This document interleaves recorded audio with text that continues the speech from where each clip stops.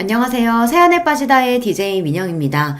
오늘도 두 가지 사연 준비되어 있어요. 끝까지 함께 해주시고요. 구독과 좋아요 버튼도 눌러주세요. 그럼 오늘의 사연 바로 만나볼게요. 안녕하세요. 제가 어렸을 때 집에 큰일이 두 가지가 있었는데요. 첫 번째는 아빠가 보증을 잘못 써셨던 일이었어요. 그때만 해도 어째서 그따위 보증이 존재했던 건진 모르겠습니다. 여기에 무슨 말이며 설명이 더 필요할까요?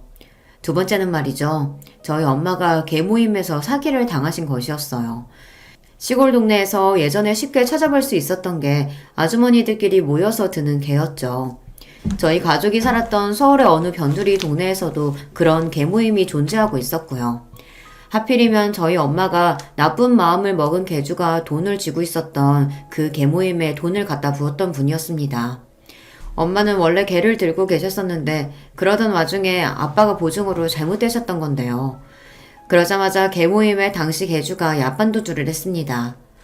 개모임이라는 게 여럿이 드는 거니까 엄마 말고 피해자가 또 있었을 거 아니에요. 게다가 정감이 넘치는 동네였기 때문에 더욱 난리가 나고 다들 충격에 빠져 배신감으로 치를 떨었어요. 다른 피해자 아주머니들이 분통을 터뜨리며 차라리 콱 죽고 싶다고 울다가도 저희 집 사정을 떠올리면 얼굴에 눈물을 닦았습니다. 빚보증으로 폐가망신을 당하게 된 저희 집 사정에 비하자면야 당신들의 사정은 양반이었기 때문입니다. 온 동네 사람들이 저희 집을 향하여 망해도 저렇게 망할 수가 있나 하고 혀를 끌끌 차며 안타까워했습니다. 그래서 더 이상 그곳에서 살 수가 없었어요. 오만 관심과 눈초리를 다 받게 되어서 그런 건 아니었고 그곳에서 계속 살기엔 돈이 없었기 때문입니다. 거의 몸만 빠져나왔던 것으로 기억해요. 과장이 아니고요. 진짜로 짐을 챙긴 게 거의 없었어요. 그 정도로 상황이 나빴었네요. 그때 경기도로 나왔었죠. 그런 곳을 집이라고 부르는 것 자체가 절망적이었던 그런 열악한 공간에서 5식구가 몸을 뉘었습니다. 제가 집에서 막내예요. 위로 언니가 있고 오빠도 있지요. 민망한 소리지만 저는 집에서 귀여운 막둥이였답니다. 한껏 막내답게 그저 해맑은 모습으로 아무 고민 없이 지내며 자라왔던 저였어요. 그랬기 때문에 집안에 닥친 커다란 위기 앞에서 더욱 힘들었고 낯설었던 것 같아요. 태어나서 처음으로 마주하는 부모님의 절망에 잠긴 모습을 볼 때면 무서운 기분이 들기도 했습니다. 차라리 그냥 다 같이 죽자. 여기서 끝내자. 살아봤자 뭐해. 살아봤자 하루하루가 고통일 뿐이야.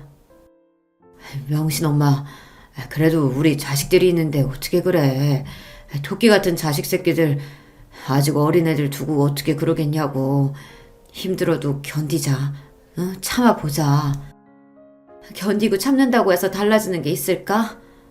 이 고통의 끝은 있을까? 나는 내 새끼들에게 이 고통을 지금보다 더 알게 하고 싶지가 않아. 그러니까 다 데리고서 그냥 함께 저 세상으로 떠나는 게 가장 나을 것 같아. 솔직히 그렇잖아. 우리 그만 고통 속에서 살고 이제 평온해지는 게 어때? 자식들을 다 데리고 가자고? 아직 인생이 창창하다 못해 이제 인생을 시작한 우리 자식들을? 그러면 두고 가? 어떻게 두고 가? 그럴 순 없잖아. 다 같이 데리고 가야지. 아무런 고통도 없는 그곳으로 우리 5식구가 다 함께 떠나는 거야.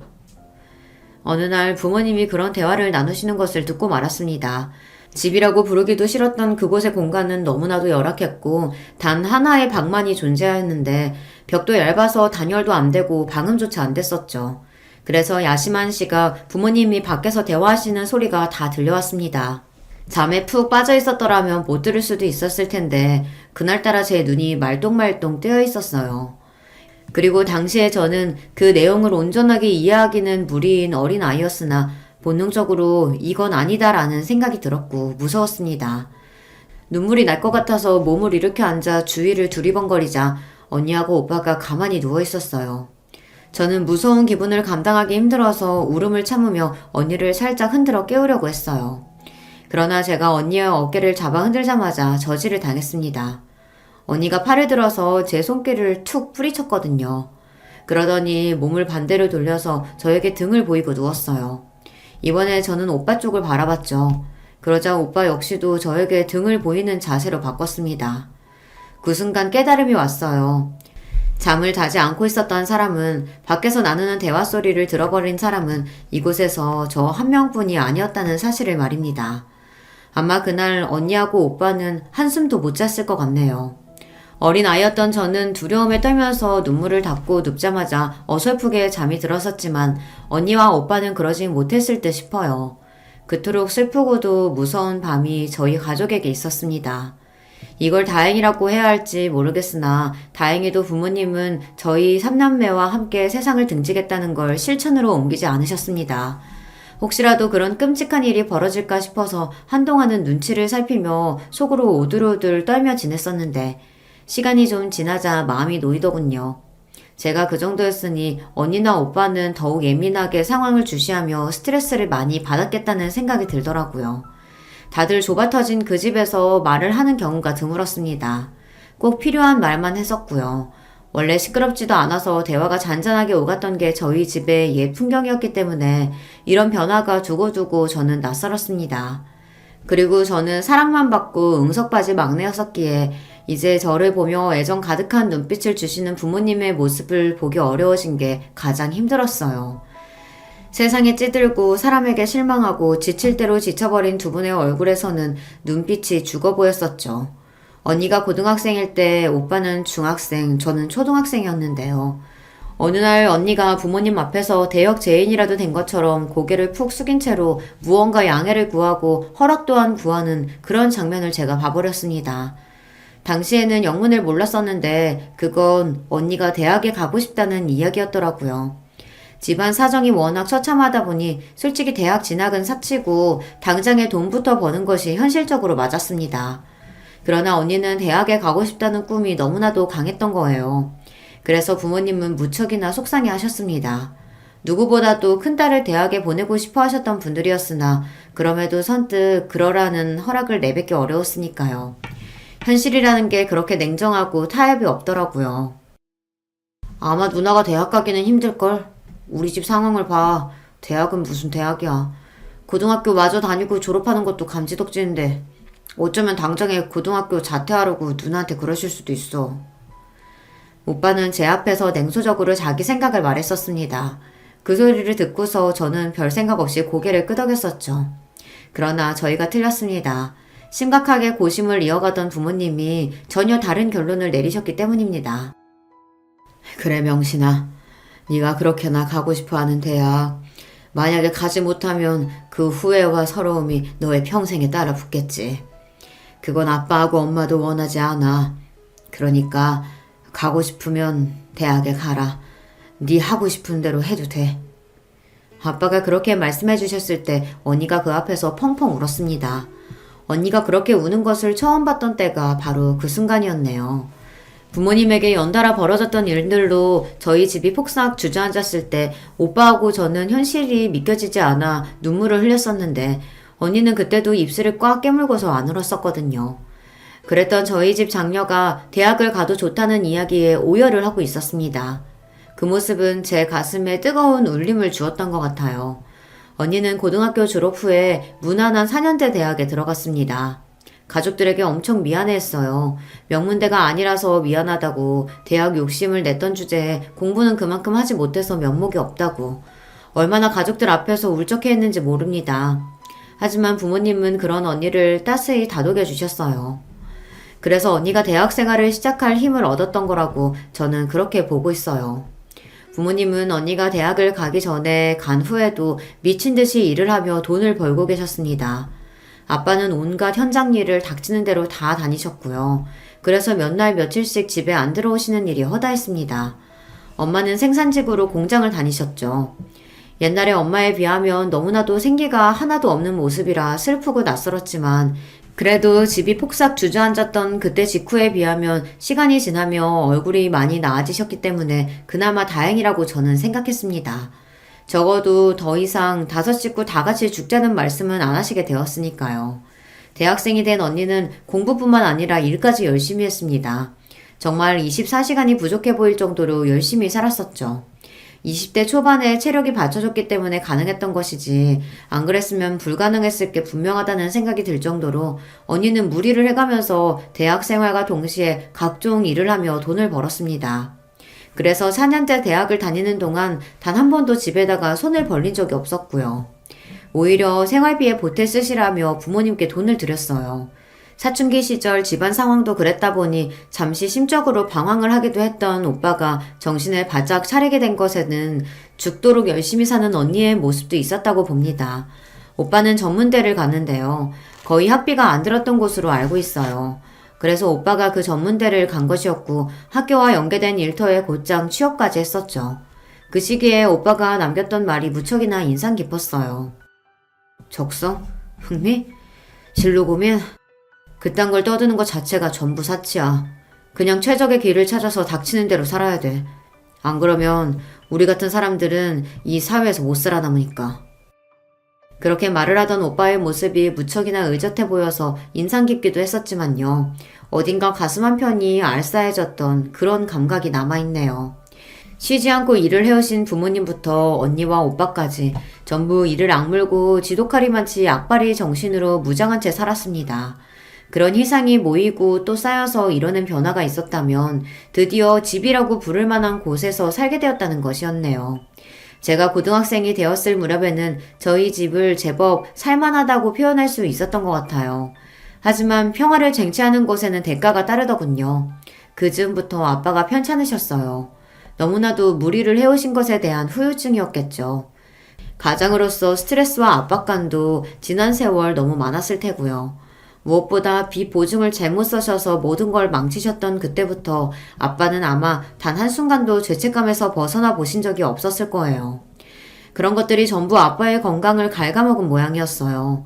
그날도 돈을 벌러 나가셨다가 길에서 쓰러지셨죠. 병원으로 실려가셨어요. 몸에서 어디 한 군데 균형이 맞아있던 곳이 없었고 무엇보다 암이 걸리신 상태였습니다. 불행 중 다행으로 이기라서 희망이 있었고요. 저희 가족은 희망만 있으면 된다라는 생각으로 그런 마음으로 똘똘 뭉쳤습니다. 엄마는 그간 얼마나 알뜰살뜰하게 살림을 해오신 것인지 비상금을 따로 모으셨더라고요. 비상금의 대부분은 언니와 오빠가 새마을비 명목으로 부모님께 드렸던 돈에서 나온 것이었고요. 엄마는 차마 자식들이 밖에서 고생을 해가며 벌어온 돈을 다 쓸 수 없었기에 아끼며 일부를 항상 고이 간직해왔다고 하셨습니다. 그 앞에서 저희 삼남매의 눈가와 가슴이 뜨거워졌었죠. 아빠가 또 자책을 하시고 미안해 하실까봐 일부러 저희 가족들 더 씩씩하게 굴며 암 별거 아니고 치료비 또한 얼마 안 드는 것처럼 그렇게 행동을 했었네요. 저는 고등학교 생활 내내 따로 학업비 명목으로 집에서 돈을 받아본 기억이 없는 것 같아요. 교과서를 닳고 닳도록 보았고요. 문제집은 교무실을 기웃거리며 돌며 공짜로 받았습니다. 자존심이요. 친구들의 시선이요. 그런 건 정말 최소한의 여유가 있어야 신경을 쓰는 것이잖아요. 저는 밑바닥까지 봐왔던 입장으로서 그깟 자존심이 밥 먹여준다고 생각하지 않았습니다. 사실 미성년자 학생이 그렇게 굴기 쉽지 않잖아요. 감수성 예민할 때니까요. 하지만 그럼에도 저는 아주 악착같이 구는 면모가 강했던 것 같아요. 제 위로 언니와 오빠가 얼마나 악바리 정신으로 사는지 봐왔기 때문에 아마 그런 모습을 보면서 배워왔던 것이겠죠. 학교 뒤편에 있는 매점은 들어가 본 적도 없습니다. 항상 소화기관이 약해서 간식거리를 먹으면 배가 아픈 사람처럼 친구들 앞에서 그렇게 굴었어요. 그 핑계로 매점도 가지 않았었죠. 실상은 돈 한 푼이 아까워서 아무것도 못 사 먹었던 것이지만요. 가족들이 얼마나 힘들게 벌어온 돈인지 아니까 함부로 쓸 수가 없었습니다. 피와 땀이 담긴 돈을 저는 아주 귀하고 중하게 여겼습니다. 어린 시절에 집안 사정이 어려운 걸 겪게 되면 보통 두 가지로 결과가 나뉘더라고요. 비관적으로 철이 안 들거나 지나치게 철이 들어버리거나 둘 중 하나라고 합니다. 저는 후자였어요. 학창시절에 항상 머릿속에는 티끌모아 태산이다 이런 생각을 가지고 있었고요. 그래서 매점에 작은 과자 한 봉지도 못 사 먹었던 거예요. 돈이 너무 아깝고 어렵게 생각되어서 그런 이유로 공부도 열심히 했던 사람이 바로 저입니다.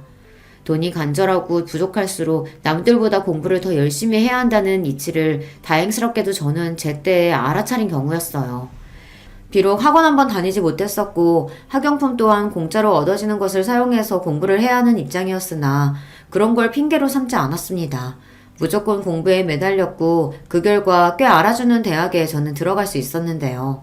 중요한 대목은 장학금을 받고서 입학했다는 사실이겠죠. 이게 저는 그렇게나 뿌듯하고 보람되더라고요.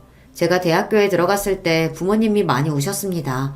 언니도 오빠도 가슴 벅차서 어찌할 줄을 몰라 했었고요. 단순히 집안의 막둥이가 드디어 다 커서 대학에 갔다는 사실 때문에 가족 모두가 그런 반응을 보였던 건 아니었죠.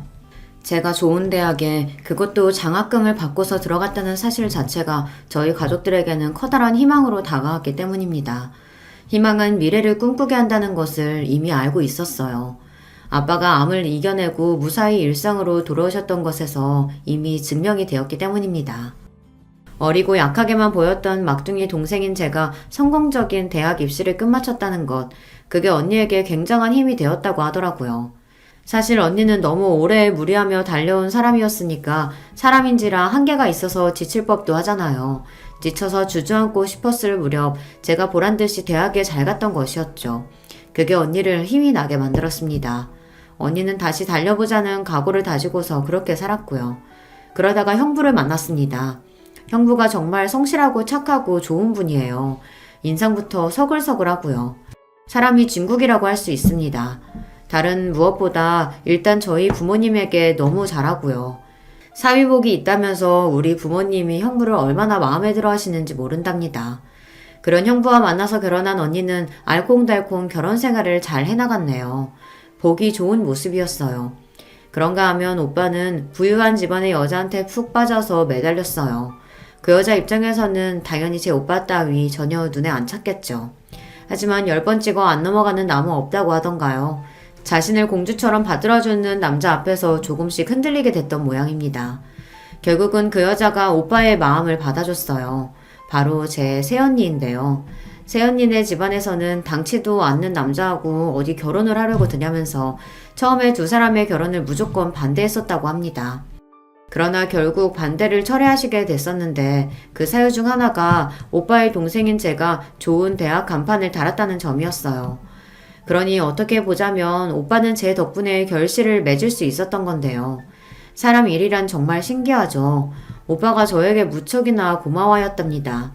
꼭 은혜를 갚겠다는 말까지 하면서 얼마나 저의 공으로 돌려주는지 몰라요. 그렇게 두 사람이 결혼을 했고 새언니네 집안이 부유한 만큼 당연히 저희 집안에도 반사 이익이 돌아왔으므로 경사가 난 것이었습니다. 그때부터는 부모님의 얼굴이 활짝 펴기 시작했고요.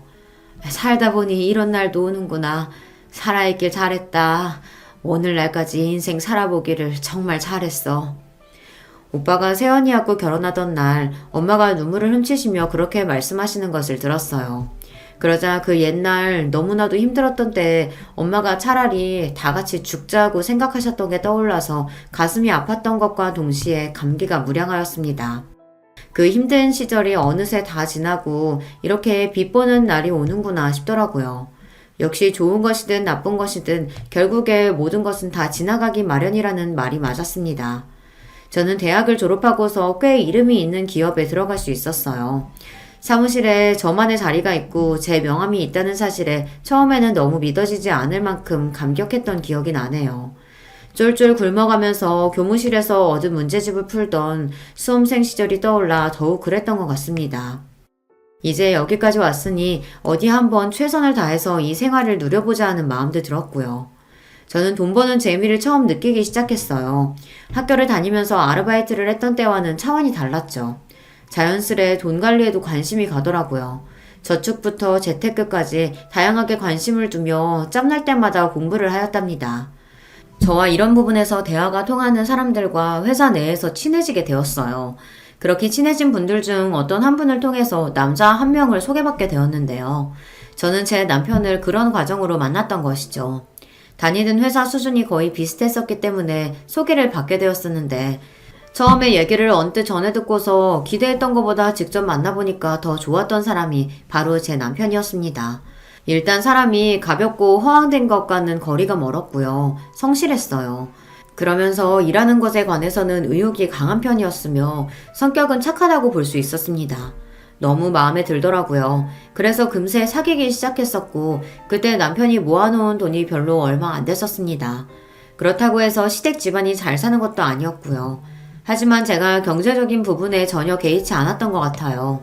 돈보다 사람이 우선이라고 생각했었고 무엇보다 형부라는 예시가 있었으니까요. 저희 언니하고 결혼했을 때 형부가 돈도 뭣도 없었지만 그럼에도 단란하게 가정을 꾸려서 너무 행복하게 잘 살아왔죠. 경제적인 배경이 부족하더라도 사람 됨됨이가 좋고 착실하고 자기 여자 하나만 바라보고 이런 남자라면 저는 너무 좋았습니다.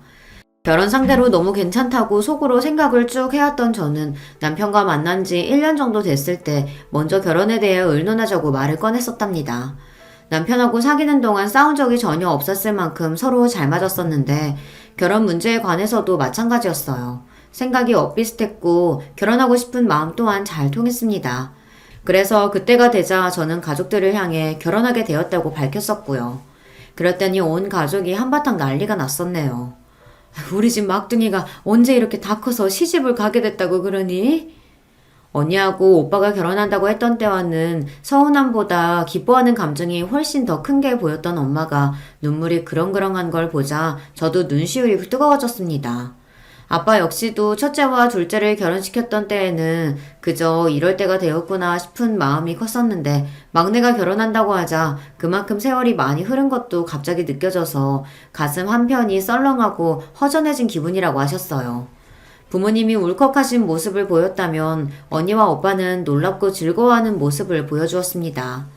아무리 의젓하게 행동을 해도 영원히 어린 동생으로만 보였던 제가 결혼을 한다고 하니까 진짜로 완전히 어른이 되었다는 게 그제서야 체감이 되며 깜짝 놀랐다고 하더라고요. 오빠는 저에게 통 큰 결혼 선물을 안겨주겠다는 말까지 하였습니다. 내가 너한테는 일전에 크게 신세 진 것도 있었잖아. 이제 갚아야지.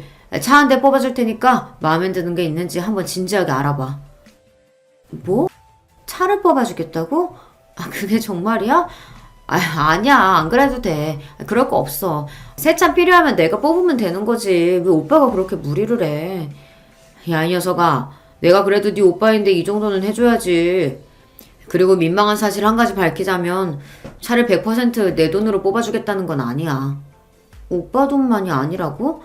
그러면 또 누구 돈이 들어가는 건데? 잠깐만. 설마 새언니? 제 결혼 선물로 오빠뿐만이 아니라 새언니까지 합세해서 정말 놀랍게도 차를 한 대 뽑아주겠다고 한 거예요. 제가 새언니와 개인적으로 연락을 해본 일이 없었고요. 새언니는 워낙 시댁과 거리를 딱 유지하며 사는 며느리라고 스스로를 미리 규정했던지라 저와 교류를 할 일이 없었습니다. 그런 새언니에게 가족들은 아무런 불만이 없었고요. 워낙 잘난 집안 배경 가진 사람이 새언니이기도 하고 성격 자체도 그렇다고 하는데 저희 쪽에서 무슨 불만이 있겠어요. 게다가 오빠가 오죽 새언니를 좋아해왔어야 말이죠. 그래서 저는 개인적으로 새언니와 친하지 않았는데 제 결혼 선물을 챙겨주겠다고 한 걸 듣고서 마음이 뭉클해졌습니다. 새언니 역시도 제 덕분에 자기 친정으로부터 결혼 허락을 받을 수 있었다고 생각을 계속 해온 모양이더라고요.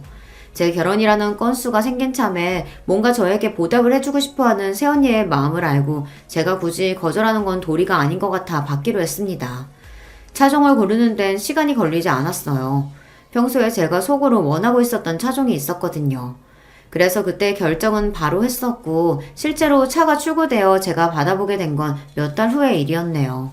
그럼에도 결혼식 전이었기 때문에 선물 받는 기분이 아주 제대로 났었답니다. 그 유명한 벤츠 차량이었고요. 제가 벤츠의 차주가 되다니 정말 날아갈 듯이 기쁘고 말도 못하게 행복했답니다. 제 차가 된 벤츠를 직접 운전해보고 나서 즐거워하는 저를 보며 부모님도 무척 흐뭇해 하셨고요. 언니하고 형부는 너무 좋아해 주었어요. 혹시 저만 새언니로부터 거나한 선물을 받게 되어 질투를 사는 일은 전혀 있지도 않았었네요. 오히려 언니도 형부도 본인들은 저에게 폼나게 선물을 못 해주지만 그걸 제가 이해해 줄 거라고 믿는다는 말을 하며 은근히 저에게 미안해 했습니다. 이런 가족이었어요. 결혼 과정에 있어서 저는 제 가족들 덕분에 마음이 든든했답니다. 너무 고마운 점 투성이었고요. 제가 앞으로 정말 행복하게 가정 잘 꾸리고 살아서 가족들에게 좋은 모습을 보여주는 것으로 보답해야겠다는 다짐이 저절로 설 정도였어요. 제가 보통으로 악착같이 살아온 시기를 겪어온 사람이 아니었잖아요. 그랬던 제가 어디 가지 않았습니다. 오빠하고 세연이 부부가 통 크게 벤츠를 선물로 뽑아줬으니 그렇게 이득을 본 만큼 제가 다른 부분에서 대출 같은 거 없이 자력으로 어떻게든 신혼살림을 다 꾸려보겠다는 의욕이 활활 불타올랐거든요. 그때 정말 하루 24시간이 모자랐어요. 퇴근하고 나서는 계속해서 여러 가지 시행 제도를 찾아보며 저와 남편이 결혼하면서 받을 수 있는 혜택을 알아보고 공부했거든요. 신혼집도 절대로 거저 구한 것이 아니었고요. 얼마나 많이 공부하고 고심하고 직접 발로 다 뛰어가면서 준비와 마련을 했던 건지 모릅니다. 저는 이게 응당 당연한 거라고 생각을 했었어요. 어디에 기대거나 손 벌릴 생각이 없이 스스로의 힘으로 일단 하는 데까지 최선을 다해서 해보자는 것이었죠. 이런 저의 면모를 남편이 잘 맞춰주었기도 했고요. 저 혼자 노력하고 열심히 해봤자 상대방이 아무 반응이 없거나 반대의 뜻을 보이면 의미가 없는 거잖아요. 하지만 역시나 남편은 저와 잘 맞았죠. 그래서 저는 설마하니 제가 남편과 결혼 생활에서 문제를 겪게 될 거라고는 상상도 못 해봤었습니다. 그것이 저의 커다란 착각이었던 것이죠. 시댁 이야기를 해봐야겠는데요. 신기하게도 시댁과 제 친정이 뭔가 비슷한 점들이 많았습니다. 우선 시댁이 예전에 사기를 당하는 바람에 폭삭 주저앉았던 일이 있었거든요. 나쁜 사기꾼이 작정하고 덤벼들었던 것에 시아버지께서 속수무책으로 당하셨던 일이라고 합니다. 저희 친정 부모님도 빚 보증, 계주, 야반도주 같은 일을 겪으신 바가 있었으니 남의 일처럼 들리지가 않더군요. 사기 피해를 당해서 전 재산을 잃고 빚까지 지게 된 시댁이었는데 시아버지께서 그 후로 미친 듯이 일만 하셨다고 합니다. 어떻게든 가장으로서 노력을 다 해보셨던 것이죠. 그러다가 어느 날 지나치게 무리를 해오셨던 탓인지 근무 현장에서 쓰러지셨고 몸에 문제가 있다는 청천벽력 같은 진단이 떨어졌다고 합니다. 이런 것마저 왠지 저희 친정집 사정하고 비슷하지 않나요? 남편이 저처럼 집에서 막내라는 공통점도 있었습니다. 위로 형이 하나 있었죠. 그런데 이제 다른 점을 짚어보자면 시부모님께서는 저희 친정 부모님과는 다르게 이혼을 하셨다는 사실입니다. 편찮으셨던 시아버지께서 투병 생활을 거치신 후 정말 다행스럽게도 건강을 회복하셨다고 해요. 그랬건만 오히려 너무 많은 고비들을 겪은 것이 원인이었는지 시부모님께서는 이제 서로 부부로 지내는 것이 싫어지셨고 더 이상은 그렇게 살 수 없다는 결론을 내리셨던 건데요. 이혼 과정에서 시숙과 남편은 시어머니의 편이었다고 합니다. 둘 다 똑같이 모친의 편을 든 이유가 있었는데 그건 바로 시어머니께서 옛날에 고된 시집살이를 너무 혹독하게 당하셨던 분이기 때문입니다. 시어머니께서 당시에 시어머니를 모시고 살았던 며느리였어요. 그 생활이 남편이 9살 때까지 이어졌다고 하네요. 화병이 쌓이고 쌓여 시어머니께서는 너무 괴로워하셨고 결국에는 분가가 이루어졌습니다. 그렇게 분가하여 드디어 살만해진 생활을 한 게 3년 정도 지났을 때 시아버지께서 어처구니 없이 사기를 크게 당하셨던 거예요. 당연히 사기를 친 놈이 나쁜 것이고 잘못된 것이지만 시부모님 두 분 중에서 잘못하신 분이 있다고 한다면 그건 시아버지였을 겁니다. 그러나 시어머니께서는 당신의 시댁 사람들로부터 비난의 화살을 받으셔야 했었죠. 내조를 제대로 하지 않았기 때문에 그런 비극이 벌어진 거라는 그런 황당한 비난을 받으셨을 때 시어머니의 가슴에서는 불길이 솟고 있었어요. 그리고 그런 게 깊이 쌓여 있다가 결국에 나중에 이혼이라는 결과를 불러왔던 것입니다. 시숙은 전문대를 졸업하고 나서 금방 취업을 하셨다는데 이 부분은 제 친정오빠와 비슷하지만 많이 다른 부분은 결혼이었습니다. 제 손이 동서하고 혼전 임신으로 결혼을 하셨거든요. 그때 동서 수중에 돈이 300만 원이 있었다나 뭐 그렇다더라고요. 게다가 동서의 친정은 무척이나 가난했고 빚이 좀 있었습니다. 그랬으니 시어머니께서 뒷목을 잡으실 수밖에 없었겠죠. 하지만 이미 상황이 그렇게 흘러가 버린 걸 어찌하겠나요. 시숙은 본인의 처가 사정이 워낙 안 좋으니까 결혼 후에도 생활비 지원 같은 걸 그쪽에 우선적으로 하며 지내게 되었고 그 모습을 시어머니께서는 속 끓이며 지켜보셔야만 했습니다.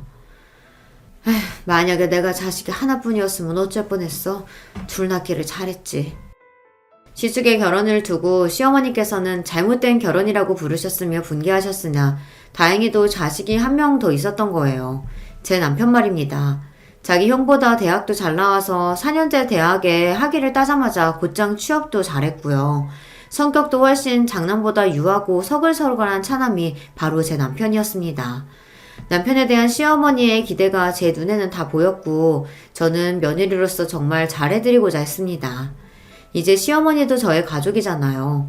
가족을 위해 나서고 인내하고 희생하고 이러는 게 저는 당연하다고 알며 살아왔으니까요. 제 딴에는 시어머니께 정말 잘해드린다고 잘해드렸고 신경을 써드린답시고 써드렸습니다. 그러나 시어머니께서는 저에게 실망하신 눈치를 금세 드러내시더군요.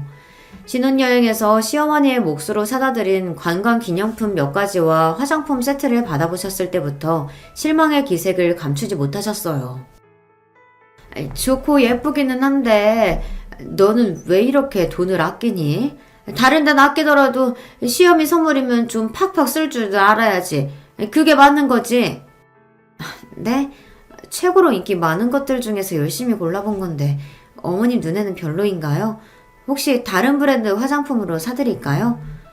아니 화장품이고 나발이고 명품백 하나 정도는 사왔어야 맞는 거 아니냐?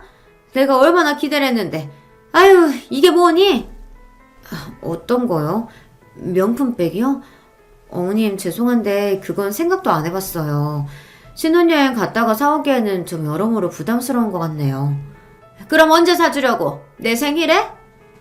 그건 그때 가서 생각을 해보고 준비를 하겠습니다. 그래, 그때 생각 한번 잘 해봐라. 너는 네 친정오빠가 결혼을 그렇게 잘했는데 부잣집하고 인연을 맺었으면서 어쩜 그렇게 째째하니? 그렇게 사는 거 아니야. 저는 시어머니 입에서 새언니 친정의 이야기를 들은 순간 감을 잡을 수 있었어요. 세상에 저는 그런 쪽으로는 생각도 안 하고 있었는데 시어머니께서는 새언니로부터 이어지는 콩고물을 어떻게 받아볼 수 있을까 싶어 그걸 염두에 두고 계셨던 겁니다. 너무 당황스러웠지만 그렇게 생각이 되셨을 수도 있겠다 싶었고 그냥 넘어갔었네요. 하지만 그 후로 시도 때도 없이 명품 타령을 하시는 거예요. 어디 가볍게 외출을 하려고 해도 들고 나갈 가방이 마땅치 않다느니 모자에 비싼 로고가 박혀있으면 멋있게 쓸만할 텐데 그렇지 못해서 모자도 쓸 게 없다느니 대체 그런 소리를 저한테 전화를 왜 하시는지 알 길이 없었네요. 아니 어머님은 나 일하는 거 뻔히 아시면서 왜 자꾸 전화하시는 거야? 나하고 특별히 하실 대화도 없으시면서 그러시네. 내가 바쁘다고 해도 안 들으셔. 당신이 어떻게 좀 해봐. 며느리가 생겨서 우리 엄마가 좋으셔서 그래. 솔직히 형수님은 거의 안 보고 살잖아. 보면 속 터진다고 엄마가 그러시는데 당신은 너무 마음에 드셨으니까 신나서 그러시는 거야. 남편은 멀쩡한 며느리가 생긴 게 처음이라 시어머니께서 신이 나서 처음에만 이러시는 거라고 하였습니다. 그런 소리를 들으니까 제가 굳이 또 예민하게 굴고 싶지는 않더라고요. 시어머니께서도 이제는 제 가족이니 제가 받아주는 연습도 해야겠다 싶었네요. 하지만 듣기도 싫은 명품 이야기를 자꾸 듣는 것은 아무 효율도 없는 것 같아 딱 잘라 말씀드렸었죠. 어머님, 제가 명품 들고 다니는 거 본 적 있으세요? 없으시죠? 그리고 저희 부모님도 마찬가지세요. 제가 명품 사치를 전혀 안 했기 때문에 당당했습니다. 저희 부부가 알뜰하게 신혼생활을 꾸려가고 있는 참인데 시어머니께서 자꾸 그러시면 곤란하다는 말씀을 드렸더니 그제야 민망해 하시더라고요. 왜 그렇게 쓸데없이 검소하고 그러니? 투덜거리셨지만 그 후로 명품 선물을 달라고 매일같이 그러시지 않아 다행이었네요. 놀랍게도 이때가 결혼식 날로부터 겨우 한 달이 지났던 시기였고요. 시어머니께서는 자꾸 저에게 뭔가를 바라고 기대하셔서 그게 부담스러웠습니다. 어련히 제가 다 알아서 해드릴 텐데 자꾸 요구를 하시며 또 그 요구가 상세하면서도 지나쳤기 때문에 제 입에서는 한숨이 끊이지 않았죠. 이런 경우가 살면서 처음이었기에 더욱 머리가 아팠습니다. 남편은 저한테 이해 좀 해달라고 했어요. 곤란한 저의 입장은 이해 안 하면서 시어머니의 입장은 눈물겹게 잘 이해해주려고 하더군요. 착한 남편이니 당연했네요. 착한데 불효자인 사람도 있나요? 그러니 워낙 성격이 착한 남편은 당연히 볼 것도 없는 효자였습니다.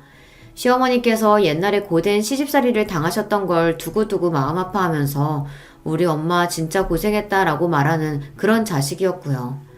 남편이 착하니까 효자라는 것은 진작 알았지만 그런 생각까지 가지고 있었던 줄은 몰랐네요. 결혼하고 나서야 알게 된 부분입니다. 처음 만났을 때부터 마음에 들었고 호감이 갔었고 많은 확신을 가지고 결혼으로 나아갔던 그런 관계라고 생각을 해왔건만 제가 미처 알지 못했던 남편의 면모들 때문에 솔직히 속으로 많이 당황스러웠어요. 그치만 실망 안 시키고 사는 사람이 어디 있겠나요. 그리고 남편의 입장에서는 제가 예상외로 매정하게 보여 그게 실망스러울 수도 있는 일이었죠. 그래서 저는 시어머니만 두둔하는 남편을 이해해보려고 했습니다. 시간이 지나면 시어머니와의 관계 또한 좋은 방향으로 바뀔 거라는 기대 또한 해보았습니다. 그런 마음가짐을 지니고 있었음에도 불쑥 짜증이 솟아오르는 것만은 어쩔 수가 없더라고요. 왜냐하면 시어머니께서 가지고 있던 생각들이 제 기준에서는 이해가 안 됐었기 때문이에요. 힘든 각오가 있었기 때문에 당신이 세상에서 제일 불쌍하고 안 됐다 하셨습니다. 그런데 제 친정집도 정말 힘든 각오가 있었지만 이겨내고 극복했거든요. 왜 혼자만 비극적인 운명을 짊어지신 것처럼 구시는지 이해가 어려웠어요. 다 큰 자식에게 부모가 효도를 바라며 돈을 받는 건 당연하다고 하셨습니다. 그런데 제 친정 부모님들은 자식들이 생활비 하시라고 드렸던 돈들도 쓰기 아까워서 어쩔 줄 몰라 하셨던 분들이거든요. 시어머니께서는 제 새언니가 부자이면 온 가족이 그 혜택을 누려야 마땅한데 그렇게 안 살고 있으니 제 친정 식구들의 정신 상태가 이상한 것 같다고 하셨습니다. 아니, 그게 무슨 상관인가요? 새언니의 친정이 잘 살아서 좋은 건 맞으나 거기에 기대어 살기를 친정 식구들이 단 한 번도 바란 적이 없었습니다. 그런 생각 자체를 안 했고요. 이런 마당이었으니 시어머니와 제가 너무 안 맞았던 거예요. 제가 며느리 된 입장으로 당연히 스트레스를 참는 쪽일 수밖에 없었고요. 그래도 이런 시련들이 언젠가는 다 지나가겠지 싶어서 꾹 참고 때마다 맞춰드리며 지내고 있었습니다. 그러던 어느 날 시어머니께서 한 가지 사실을 알게 되셨어요. 제 벤츠 차량이 새언니의 돈이 들어간 것이라는 걸 아셨던 건데요. 제가 안 밝혔으니 범인은 누구겠나요? 남편이죠. 전말을 듣자 하니 시어머니께서 남편에게 벤츠를 끌고 다니고 싶다고 자꾸 졸라대셨다고 합니다. 그러자 남편은 그 차는 본인이 같이 타지도 않고 저만의 차라고 알려드렸고요. 그럼 너는 그 차 못 타니? 그 구두쇠가 티끌모아 태산 만들어서 차 뽑았다고 혼자 애지중지하는 거야? 아유, 진짜 못 살겠다. 그럴 거면 걔는 벤츠를 왜 뽑았대? 그거 살 때는 돈이 안 아까웠대? 시어머니께서 하도 우는 소리를 그렇게 하시자 남편이 그 벤츠가 저희 오빠 새언니 부부가 뽑아준 거라고 실토를 해버렸던 건데요. 시어머니의 눈이 뒤집어졌죠. 너는 네 친정오빠가 장가 잘 든 덕에 안 덕을 너는 네 친정오빠가 장가 잘 든 덕을 안 보고 사는 것처럼 굴더니 고상한 척이란 척은 다 하더니 결국에는 누구보다 그 혜택을 누린 거였다 이거지? 저한테 득달같이 따지시더군요. 제가 그런 게 아니라고 사연이 좀 있다고 해명을 했지만 듣지 않으셨고요. 그 후로 자꾸만 벤츠를 노리셨어요. 혼자서 콩고물 맛을 보고 사는 건 치사하다며 저를 비난하셨습니다. 장난이 아니라 진심으로 자꾸 그러시기에 제가 참다 못하고 남편한테 이 상황을 어떻게 할 거냐고 따졌죠. 그랬더니 남편이 시어머니께서 제 벤츠를 타고 다니시게 그냥 두라는 것입니다. 당신은 어차피 출퇴근 버스 타고 하잖아. 그러니까 우리 엄마가 평일에 장보러 다니시고 바람 쐬러 돌아다니시고 친구분들 만나실 때 당신 차 좀 끌고 다니시게 두면 안 돼? 내가 왜 그래야 돼? 그리고 평일만 그게 되겠어? 과연 어머님이 평일만 딱 쓰고 금요일마다 내 차를 직접 돌려주실까? 그게 가능해? 당신은 생각을 좀 하고 말을 해. 왜 그렇게 사람이 종이 없이 굴어? 나는 천하의 무정한 사람 할 테니까 당신은 어머님이 벤츠 끄는 모습 보고 싶거든 직접 뽑아드려. 안 말려. 그럼 벤츠 뽑고 나서 할부금 같이 갚을 거야? 대체 내가 왜? 당신이 혼자 어머님께 선물 드리는 거지. 남편 돈으로 벤츠 뽑아드리라고 했더니 그건 좀 곤란하다고 하더군요. 어이가 없었네요. 고작 이런 남자인 줄 정말 상상도 못했기에 결혼했던 겁니다. 이렇게나 금세 밑바닥을 보게 될 줄도 몰랐었고요. 남편은 본인이 처가의 덕을 전혀 안 보려고 하고 그런 말도 입 밖으로 안 꺼내는 것만으로도 스스로를 최고의 개념 넘치는 남자라고 생각 중이었습니다. 왜 제가 제 남편의 밑바닥을 이렇게 보게 된 것인지 애초에 신혼집을 시댁과 가까운 동네로 구했던 것이 후회 막심하였습니다. 그렇지 않았다면 이런 머리 아픈 상황들이 계속 이어지지는 않았을 것 같더라고요. 이미 이렇게 되어버린 일들 뭐 어쩌겠나 싶어서 이제라도 적당히 시어머니의 말씀들을 흘려들으며 지내야겠다 생각했었죠. 괜히 제가 잘해드리려고 좋은 며느리가 되고 싶어서 의욕을 부렸다가 스스로 무덤을 파온 것 같았습니다. 그래서 일을 할 때는 아예 시어머니의 전화를 받지 않았고요. 문자도 퇴근하고 집에 도착해서야 답장을 보냈습니다. 평일에 일하는 직장인이 주말에 쉴 때는 쉬어야 한다는 명목으로 시어머니의 부름에는 핑계를 댔고요. 그랬더니 남편이 서운해하는 눈치였어요. 좀 삐진 모습이었고 제가 이럴 줄 몰랐다며 실망이라고 투덜대기도 했습니다. 거기다 대고 제가 받아쳤다가는 싸움 날 것 같아 제가 참고 가만히 있었고요. 그러던 와중에 결국 시어머니께서 못 참고 행동을 개시하셨던 거예요. 퇴근하고 왔는데 집에 시어머니께서 계셨습니다. 심장이 멎는 줄 알았네요. 깜짝이야. 어머님, 어쩐 일이세요? 어떻게 들어오셨고요? 내가 내 아들 사는 집도 못 들어와 보니? 당당하게 저를 쏘아보셨죠. 남편이 현관 비밀번호를 알려드렸더라고요. 방금 퇴근하고 와서 피곤한데 시어머니께서 이러시니까 머리가 다 아팠습니다. 그래서 힘없이 무슨 일로 이렇게 오신 거냐고 여쭸더니 바빠서 고단한 척 하지 말라며 제가 항상 온갖 종류의 고상한 척 다 하는 것 같다며 잔소리를 퍼부으셨죠. 세상에 퇴근하자마자 이런 소리를 들어야 한다는 게 기가 막혀서 가만히 있었는데요. 혹시 저녁도 드시고 가실 건가 싶은 궁금증과 걱정으로 시어머니를 멍하니 바라보고 있었는데 그때 본론을 꺼내 드셨습니다. 갈 때는 네 차 타고 가련다. 제가 모셔다 드릴까요? 너는 그냥 차 키만 주면 돼. 내가 알아서 몰고 갈게. 네? 그게 무슨 말씀이시죠? 설마 제 차를 어머님이 몰고 가시겠다고요? 가져가시겠다는 거예요? 예, 내가 진작부터 벤츠 끌어보는 게 소원이었던 사람이야. 너는 네 CM이 소원도 못 이뤄주니? 저기 어머님, 제가 능력이 대단한 사람이면 다 들어드리고 싶은데 죄송하게도 그렇지 못해서요. 그 차는 제가 정말 소중히 애지중지하는 건데요. 네 돈으로 뽑은 것도 아니잖아. 근데 너만 누리고 나는 누리면 안 돼? 너는 째째하다 못해 치사하게까지 하면 사람이 너무한 것 아니냐? 시어머니께서 삿대질까지 하시며 윽박 지르신 순간 제 얼굴에 침이 튀는 것까지 느껴졌습니다. 그때 머리 꼭지가 확 돌더라고요. 더 이상 못 해먹겠네요. 제가 엄청난 실수를 했다는 걸 스스로 인정하지 못해 오늘 여기까지 온 것 같아요. 그런데 이제는 인정하렵니다. 네, 제가 결혼을 잘못한 사람이었어요. 인생 최대의 실수였죠. 이제는 다 그만둘래요. 뭐야? 너 정말 웃긴다. 결혼이 애들 장난이니? 네가 그런다고 해서 마음대로 이혼할 수 있을 줄 알아? 모르셨죠? 저희 아직 혼인신고 안 했어요. 그게 무슨 말이니? 혼인신고가 아직이라니? 그럼 아직도 법적 부부가 아니란 소리? 네, 1인 가구여만 받을 수 있는 혜택이 있어서요. 그것 때문에 아직 혼인신고조차 안 한 상태였습니다. 그러길 천만 다행이었네요. 이런저런 정보 많이 찾으며 공부하고 한 푼이라도 아끼려고 했던 지난 노력이 오늘 이런 식으로 빛을 발할 줄은 몰랐네요. 결혼 생활은 이쯤에서 접을게요. 원인이 뭔지는 제가 말씀 안 드려도 잘 아시겠죠? 제가 차분히 말씀을 드렸더니 시어머니의 얼굴에 경악이 점점 퍼져나가더군요. 결혼하면 즉시 혼인신고를 하는 걸로만 생각을 하셨기에 이랬을 줄은 상상도 못 하셨던 거예요. 얼굴에 가득 차있던 탐욕의 기운이 싹 가신 시어머니께서 난감해하시며 진정 좀 하라고 하셨어요. 저는 시어머니와 마주보고 있을수록 더 스트레스를 받는다고 알려드렸습니다. 난 이만 갈 테니까 저녁 잘 차려서 먹어라. 내가 왔던 일은 없던 일로 하고. 종종 걸음으로 시어머니께서 빠른 퇴장을 하셨고요.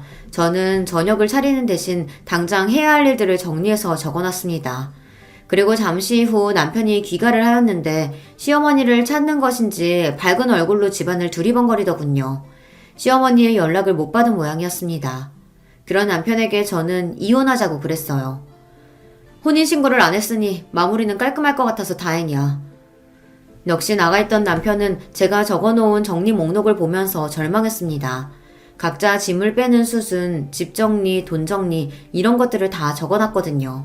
그리고 시어머니로부터 제가 명품을 비롯하여 금전적인 것을 요구받았던 횟수 또한 하단에 기록을 해둔 상태였습니다. 벤츠를 빼앗아 가려고 하셨던 오늘의 시도까지 깔끔하게 기록이 되어 있는 걸 본 남편은 전의를 상실했어요.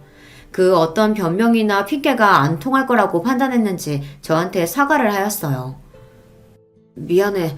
내가 뭐가 옳고 그른지 몰랐어. 우리 엄마 일이라서 어쩔 수 없었나 봐. 용서해달라며 앞으로 잘하겠다고 하는데 그 모습마저 이제는 마마보이로 보일 뿐이었습니다. 무엇보다 저는 그렇게 골치 아프게 살고 싶지가 않았어요. 그래서 단호하게 굴었네요. 친정 식구들에게도 다 알렸고요. 그 덕에 도움을 받아서 더욱 빠른 정리가 가능했습니다.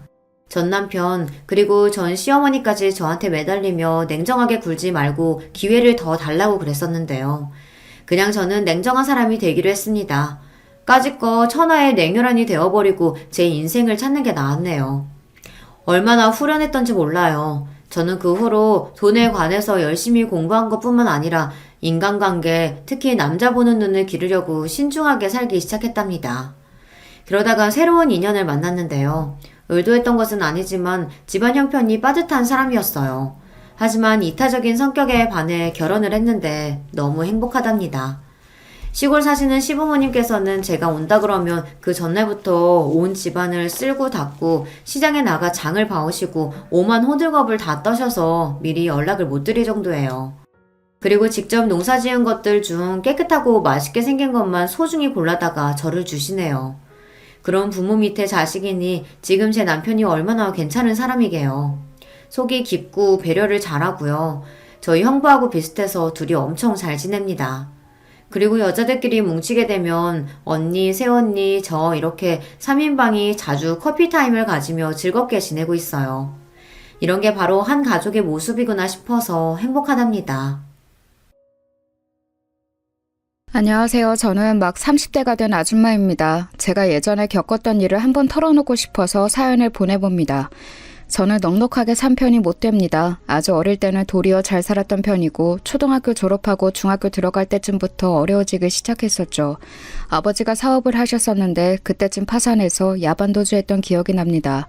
어른들 사정이야 복잡했을 테니 뭐 제가 어떤 사정이었는지까지 정확하게 알 수는 없었어요.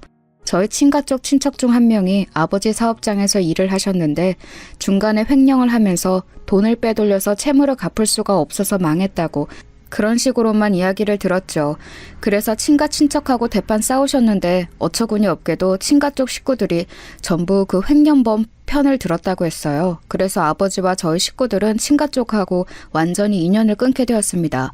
원래 친가가 괜찮게 살았었는데 아버지는 도와주지 않고 그 횡령범만 감싸고 돌아서 아버지도 참으실 수가 없었다고 하더군요. 친가 쪽에서 큰아버지 아들이었던 큰 사촌 오빠만 그 뒤에도 왕래를 했어요. 그것도 친가 어른들 모르게 와서 인사를 하고는 했었죠. 저하고는 나이 차이가 많이 나서 큰 사촌 오빠가 10살 정도 많았습니다. 그래서 그때도 이미 성인이었고 공부를 잘해서 서울 올라가 따로 자취를 했기 때문에 자유롭게 저희 집으로 오갈 수 있었습니다.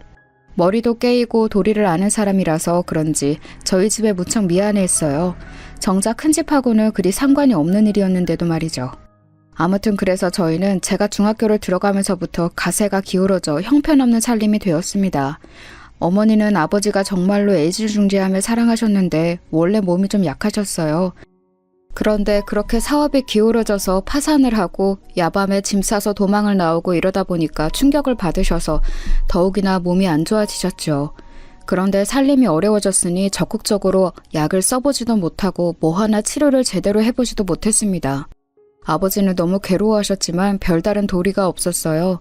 돈이 있어야 병원에 가서 진료를 받고 입원비에도 쓸 테니까요. 물론 병원에 가긴 했지만 적극적으로 필요한 치료를 알아보거나 비싼 진료비를 쓰지는 못했습니다. 어머니는 결국 제가 고등학생이 되던 해에 돌아가셨습니다. 겨우 3년 정도 버티고 돌아가셨죠. 그동안 별다른 치료도 받지 못하셨지만 그것만으로도 우리에게 남은 돈은 점점 더 바닥이 나게 되었어요. 당시 저와 아버지, 동생이 함께 사는 반지하 방은 비만 오면 물이 새고 침수가 되는 곳이었습니다. 지금도 침수되는 집들은 정말 끔찍하게 습기가 많고 곰팡이가 많죠. 그 당시에는 더했습니다. 아무런 장치도 없이 비만 오면 거리를 흐르는 물이 그대로 집에 흘러들어왔어요.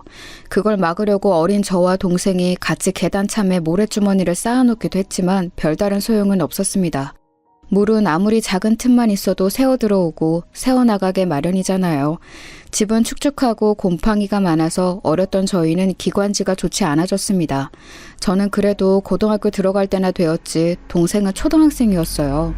여린 기관지와 폐에 얼마나 악영향이 많았을지 모르겠어요.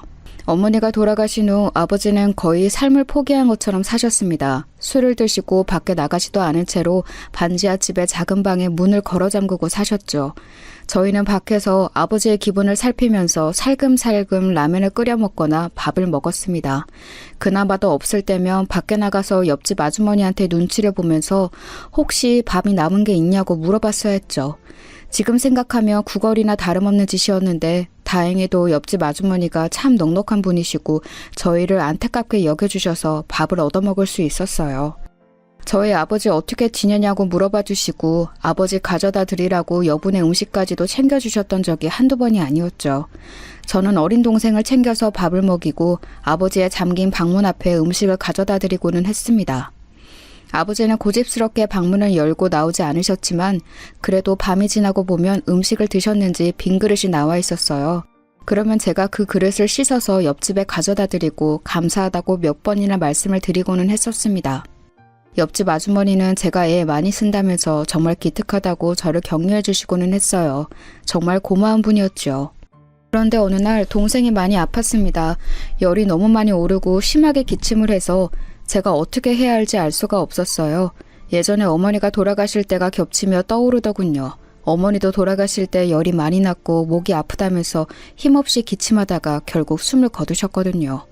저는 너무 무서워서 동생을 끌어안고서 차가운 물로 수건을 적셔 온몸을 닦아주었지만 열은 쉽게 내리지를 않았습니다. 애 온몸이 불덩이처럼 뜨끈뜨끈하고 가슴과 목이 아프다면서 고통을 호소하는데 능력도 없고 아무것도 할 수 없는 고등학생이었던 저는 그저 울기만 했어요. 그런데 기침하는 소리가 들렸는지 평소 아무런 기척도 없던 작은 방에서 문이 열리고 아버지가 나오셨죠. 야, 너 지금 걔 아프냐? 아버지는 믿을 수 없다는 듯이 물어보셨어요. 저는 고개를 미친 듯이 끄덕이면서 어떻게든 해달라고 지금 애 죽을 것 같다고 아버지 바지가랑이를 붙잡았지요.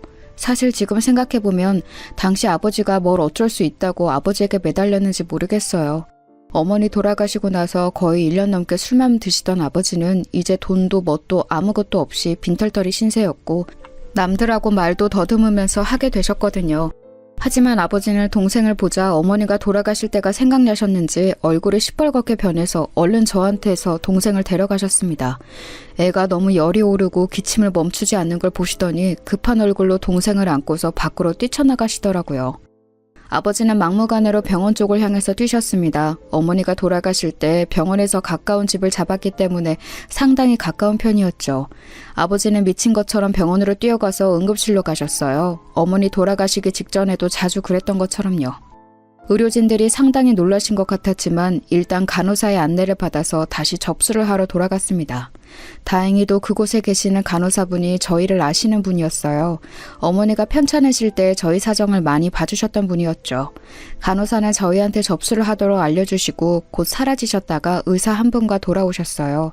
다행히도 응급실에 사람이 없어서 저희를 곧장 데려다가 동생을 침대 위에 눕히고서 진찰해 주셨죠. 의사 선생님은 간호사한테서 사정 이야기를 조용히 들으시더니 알았다며 웃고서 동생을 잘 봐주셨어요.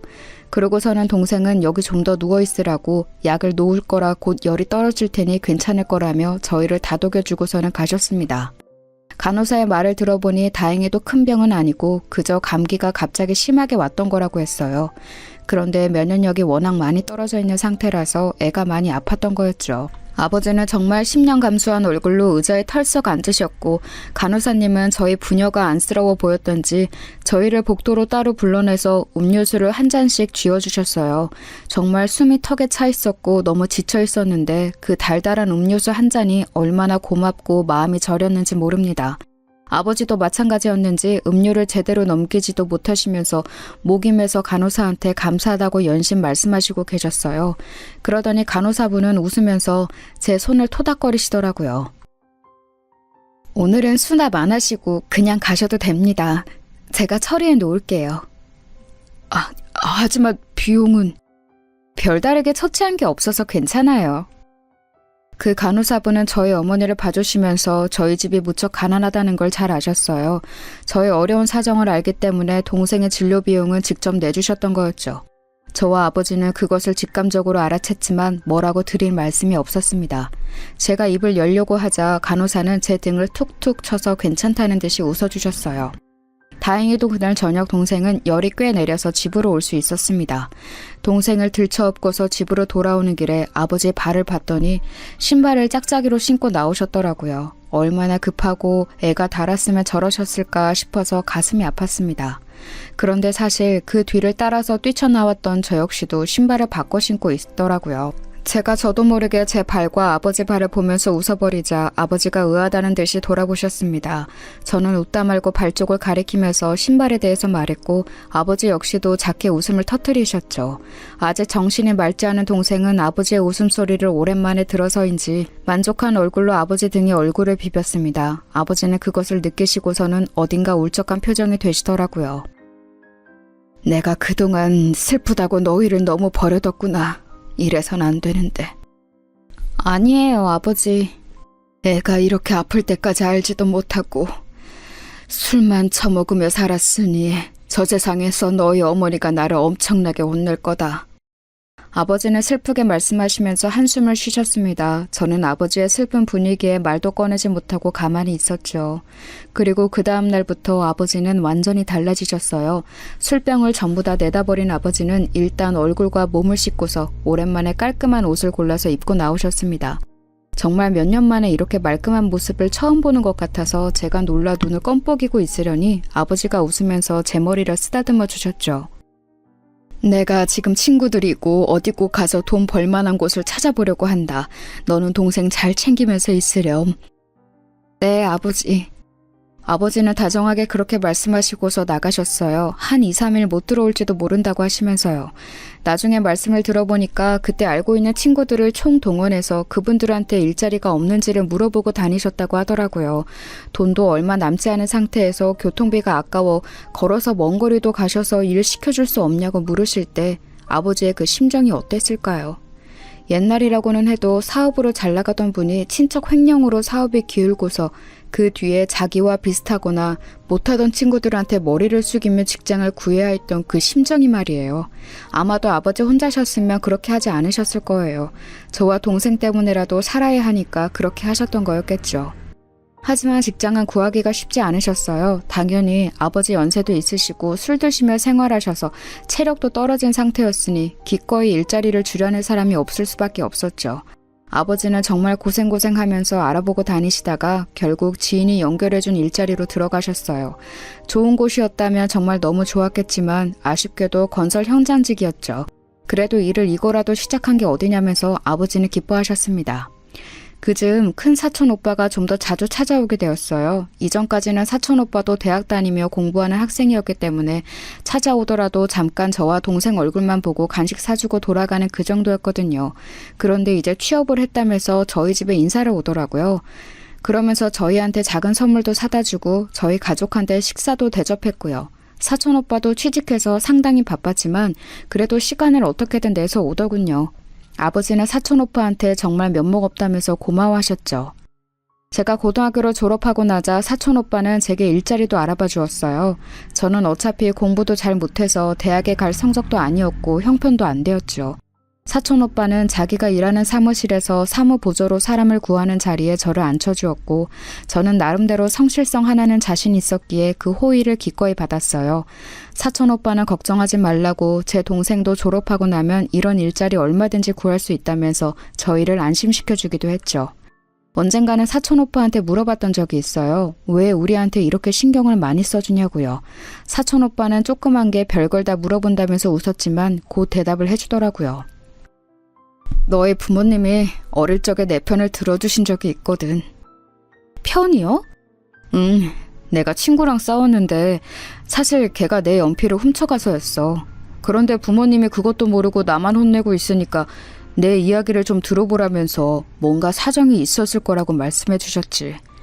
너희 어머니는 나 감싸고서 꼭 안아주셨고 말이야. 그때 정말 너무 감사했었어. 어릴 적에 저희 부모님이 사촌 오빠를 억울한 상황에서 구해준 적이 있다는 거였어요. 그때 꼭 저희 부모님한테 잘해드리겠다고 생각했다고 하더라고요. 그런데 그 어린아이가 생각했던 것을 커서도 지킨다는 게 보통 일은 아니잖아요. 그런 면에서 사촌 오빠가 정말 대단해 보이더라고요. 그래도 제가 직장을 잡고 나서는 집안 사정이 약간 나아지기는 했죠. 아버지도 건설 현장 나가서 돈을 벌어오셨고 저도 작지만 안정적으로 월급을 가져왔으니까요. 처음 제가 그 적은 월급을 집에 가져가서 고기를 사가지고 왔을 때 아버지는 거의 울 것 같은 표정이셨어요. 제가 고등학교 졸업할 때까지 아르바이트 한 번도 못하게 하셨던 분인지라 제가 벌어온 돈이 너무 감동적이셨던 것 같아요. 아버지는 그 고기를 드시면서 기특하다, 장하다, 너무너무 자랑스럽다면서 저를 한껏 추어 올리셨죠. 동생도 정신없이 고기를 먹으면서 너무 맛있다며 기뻐했고요. 그래서 저는 직장 다니는 게 힘들지를 않았어요. 꾸중을 듣더라도 이것만 참고 견디면 집에 조금이라도 맞는 걸 사다 줄 수 있다. 동생 책 한 권 더 사다 줄 수 있다. 아픈 아버지 파스라도 하나 더 사드릴 수 있다. 그런 생각으로 살았으니까요. 정말 어찌나 직장 자체가 고마웠는지 몰라요. 그리고 사촌 오빠가 법무사로 합동 사무실에 들어간 거라 거기 따라 들어간 저도 일 자체가 깔끔했어요. 사람들도 제가 사촌 오빠하고 친척이라는 걸 알았기 때문에 저한테 잘해주시는 면도 있었고요. 그렇게 직장에 다니다 보니 한 5년 뒤쯤 결혼을 생각하게 되었죠. 한 사무실에서 일하던 사람인데 법무사는 아니고 그냥 일 처리해주는 사무직 직원쯤 되는 사람이었어요. 직원이라고 해야 할지 아르바이트라고 해야 할지 저보다 늦게 들어와서 직급은 낮았었지요. 나름대로 제가 빨리 들어가서 일을 열심히 한 터라 사무실 분들이 저한테 직급을 달아주셨거든요. 그래서 제가 20 중반에 벌써 대리직함을 달고 있었죠. 제가 돈을 그럭저럭 벌기 시작한 뒤 1년 뒤에는 아버지가 다치셔서 건설 현장직을 그만두시고 고물을 주어서 집안 경제에 보태고 계셨어요. 그래도 제가 대리인지라 돈이 많이 쪼들리지는 않았죠. 그 사람은 계약직으로 좀 불안정한 위치긴 했지만 그래도 나름 성실하게 일을 해주어서 가까워지기 시작했어요. 둘이 같이 사무실에 남아서 같은 일을 함께 나눠서 하다 보니 심리적으로도 가까워졌고 점점 더 호감이 쌓여서 결국 결혼까지 가게 되었죠. 사촌 오빠는 어쩐지 그 사람을 그리 좋아하지 않는 것 같았지만 제가 좋다고 하니까 별말 없이 그러냐고만 했어요. 아버지야 제가 좋다는 사람이면 거의 무조건 좋다면서 오케이 하시는 분이었고요. 사무실 사람들 축하를 한껏 받으면서 결혼한 후 남편의 직장을 옮겼어요. 아내하고 같은 사무실, 게다가 아내가 직급이 높은 곳에서 일하는 게 조금 어색하다는 이유에서였지요. 그리고 나서 얼마 있지 않아 제가 임신했고 남편은 제게 직장을 그만두는 게 어떠냐는 제의를 해왔어요. 내가 직장 그만두면 우리 벌이가 괜찮을까? 우리 애 태어나면 돈 많이 들어갈 텐데.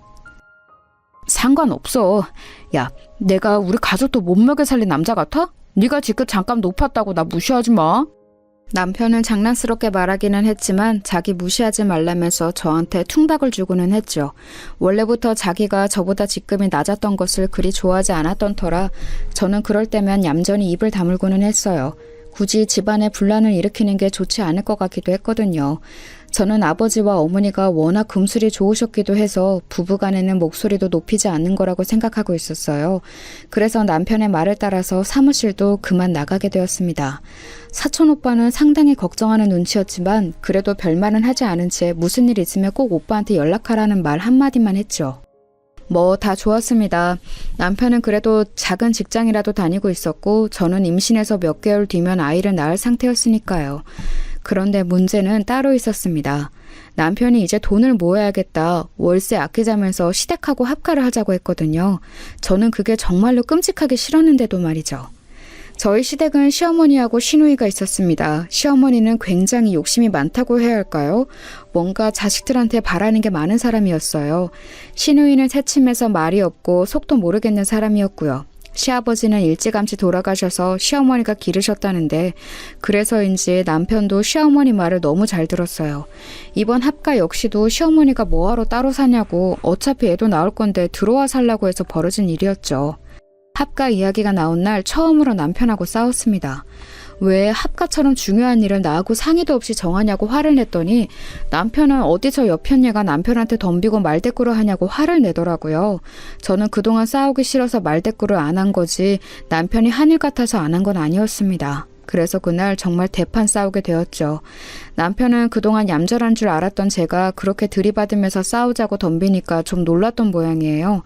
합가가 그렇게 싫으냐고 하면서 그래도 자기 어머니가 아이 봐줄 거니까 훨씬 낫지 않냐고 저를 살살 구슬렸지요.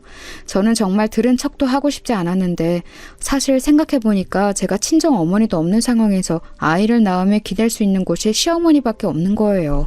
가만히 고민해보니까 아무래도 시어머니가 애를 봐주시기는 해야 할 것 같아서 어쩔 수 없이 남편 말을 따라서 합가를 하게 되었죠.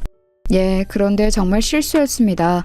아마 결혼하신 분들은 다들 아시겠죠? 시댁에 합가해서 사는 게 어떤 의미인지요. 하지만 저는 그때 너무 어렸고 제대로 결혼 생활이라는 것에 대해서 알기도 전이라서 감도 잡지 못했어요. 미리 알았다면 절대 합가하지 않았을 거예요. 저희는 혼수로 마련했던 가구들을 시댁으로 전부 가지고 들어갔습니다. 시댁은 단독주택이었는데 다행히도 아파트보다는 넓었어요. 방은 4개였고 그중 하나가 저희가 살기로 했습니다. 또 하나는 시누이, 또 하나는 안방이었고 나머지 하나는 창고방이었어요. 그런데 아무리 방이 넓어도 거기다가 TV나 냉장고를 놓을 수는 없잖아요. 그래서 저희는 저희 방에 침대만 넣어두고 TV는 거실에, 냉장고는 부엌으로 가져다 놓았습니다. 시댁의 낡은 냉장고 옆에 저희 새 냉장고가 들어서니까 부엌이 엄청 좁아지더라고요. 시어머니는 댁에서 원래 쓰던 냉장고는 버릴 생각이 없다면서 네 혼수 살림 내가 빼앗아 쓰지 않을 테니 안심해라 라면서 말씀하셨죠. 그런데 그 말투가 너무 비웃는 것 같다고 해야 할지 비꼬는 것 같다고 해야 할지 별로 좋은 느낌이 아니었어요. 원래도 시어머니 인상이 좋지는 않았어요. 상견례 때부터 이미 저한테 시어머니한테는 한 달에 용돈을 기본 50만 원 이상을 줘야 하는 거라고 설교를 하시지 않나. 원래 시집 올 때는 시댁에 가져올 선물도 혼수만큼 가져와야 하는 거라고 말씀하시질 않나. 저희 집이 사정이 좋지 않아 그저 잘 봐달라는 뜻으로 아버지가 문제 삼고 넘어가지 않으셨는데 말이죠. 저희가 합가한 이후에 이런 성향이 더 심해지면 심해졌지 덜해지지는 않았어요. 애초에 합가한 것 자체가 시어머니 주장에 따른 거더라고요. 시어머니는 따로 살면 돈만 더 든다고 차라리 합가해서 살면서 그 돈을 자기한테 달라고 하셨고요. 게다가 자기 아들이 며느리 남편이 되어서 마치 빼앗긴 것 같아 기분 나쁘다며 자기 옆에 두고 내 아들도 아들로 두고 며느리도 자기 딸처럼 데리고 있고 싶다고 하셨는데 당연히 어느 시어머니가 며느리를 자기 딸처럼 데리고 있을까요? 노예만 아니면 다행이죠. 게다가 제가 일을 그만둔 게 아주 좋은 먹잇감이 되었어요. 시어머니는 집에서 있는 가정주부가 대체 뭐 하는 거냐, 너 집안일 처음부터 다시 배워야 한다면서 저를 구박하기 시작하셨습니다. 제가 어릴 때부터 동생 챙기면서 일하던 터라 집안일을 아주 못하진 않았어요. 물론 몇십 년 경력의 가정주부인 시어머니가 보시기에는 좀 모자란 면이 있을 수 있었겠죠. 하지만 그렇게까지 저를 타박하고 화를 내실 정도는 아니었을 텐데 저한테 그렇게 화를 내고 꾸짖으셨어요. 처음부터 끝까지 그랬었죠. 냉장고에 음식 재료를 손질해서 보관하는 법부터 설거지한 그릇을 엎어놓는 방향까지 잔소리를 하셨어요. 그런 식으로 하면 재료가 금방 상한다느니, 과일은 그렇게까지 씻을 필요 없다느니, 설거지 그릇은 닦아서 바로 물기 말려 넣어둬야 한다느니. 아니, 그렇게 하지 않아도 저희 집안일 제대로 돌아갔었거든요. 하지만 합가해서 시댁에 신세지고 있으니 너는 내 말에 따라야 한다는 듯한 말투셨어요. 사실 제가 합가하고 싶어서 한 게 아니라 시어머니 말을 따른 것뿐이었거든요. 제가 직장 그만두고서 남편 외벌이라 돈이 좀 모자라기는 했어도 살려면 살 수 있는 상황이었어요. 그런데 시어머니가 합가를 하자마자 그런 식으로 나오시니까 제가 너무 스트레스를 받았습니다. 시어머니는 제가 임신을 한 상태든 아닌 듯 상관없다는 투로 저한테 집안일을 시키고 구박을 하셨었지요. 남편한테 하소연을 해봐도 듣기만 할 뿐 결국 결론은 네가 참아라 여서 더 화만 날 뿐이었어요.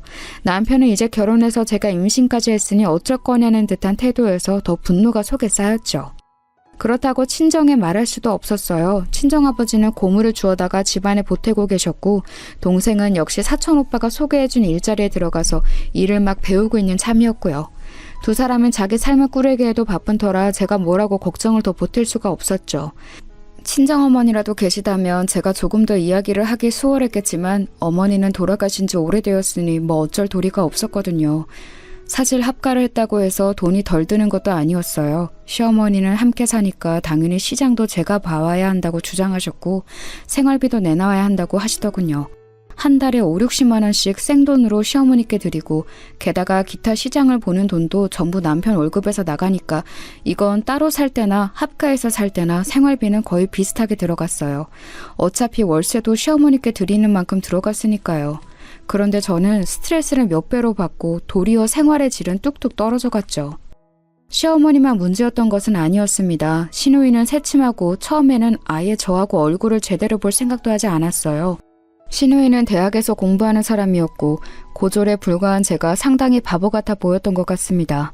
남편도 고졸이기는 했는데 그래서인지 시누이한테 쩔쩔맸어요. 집안에서 시누이가 굉장히 똑똑한 사람이고 남편하고 시어머니는 시누이 말이며 다 맞는 줄 알고 껌뻑 주는 역할이었던 거였죠. 사실 아는 건 많은 것 같았어요. TV 보다가 하는 말도 참 유식한 게 많았고 시어머니나 저 남편하고는 말투부터 좀 다르기는 했거든요.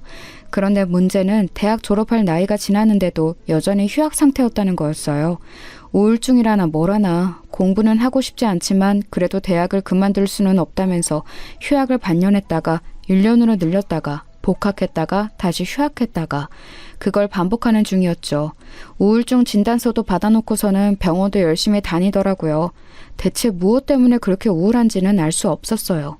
저처럼 어려운 환경에서 고등학교 졸업하자마자 일터로 달려나간 사람도 있는데 시누이는 집이 그리 잘 사는 건 아니었어도 대학까지 다니면서 꽤 여유롭게 살았는데 말이죠.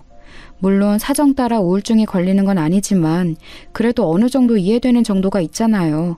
대학을 제대로 다니지 못할 정도로 힘들어하는 건 제 입장에서는 대체 왜 저러는지 알기가 힘들었지요. 그러면서 저하고 남편을 그렇게 무시하기까지 하니까요. 그러면서 시누이는 결혼 후에 졸업하겠다면서 결혼 준비 중이었어요. 우울증 치료한다고 갔던 병원에서 만난 남자라던데 그쪽 남자네 집도 그리 넉넉하지는 않아서 결혼식도 작게 빨리 치르고 싶다고 하더군요. 남자가 학력은 높은데 경제적인 여유는 없고 시누이하고 빨리 결혼은 하고 싶고 그래서 그냥 자기 사는 집에 들어와서 살자고 한다더군요. 시누이는 그 남자네 집하고 시댁하고로 왔다 갔다 하면서 남자랑 반동거 상태로 지내고 있었어요. 결혼식을 하게 될지 그냥 혼인신고만 하고 살지 고민하는 중이었죠. 그런데 그러던 중 임신 6개월 되었을 때쯤이었어요. 하루는 시어머니가 제가 시장에서 사온 채소 관련으로 저를 엄청나게 혼내셨거든요. 질 좋지 않은 채소를 사왔다고요. 아직도 채소 고르는 법도 모르냐면서 혼내시는데 그날 이상하게 몸도 좋지 않고 열도 올랐던 터라 시어머니 말이 제대로 들리지도 않았어요. 빨리 누워서 쉬고 싶은데 세워놓고서 채소 관련 꾸중만 거의 30분을 하고 있으니까 거의 머릿속이 어질어질해서 견딜 수가 없었죠.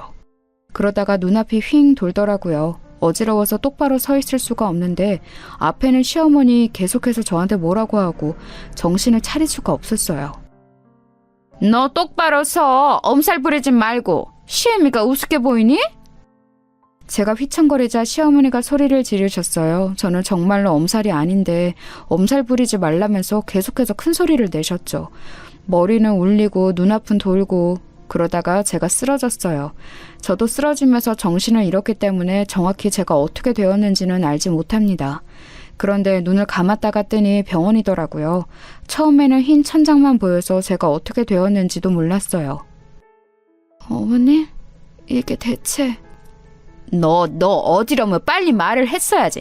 나만 나쁜 사람을 만들고... 시야에 나타난 시어머니가 대뜸 저한테 화를 내기 시작했습니다. 옆에서 의료진이 다가와 말리더라고요. 그러더니 안타깝다는 얼굴로 이것저것 저한테 물어보고 체크를 하더니 제가 유산했음을 알려왔습니다. 순간 정신이 멍하더군요.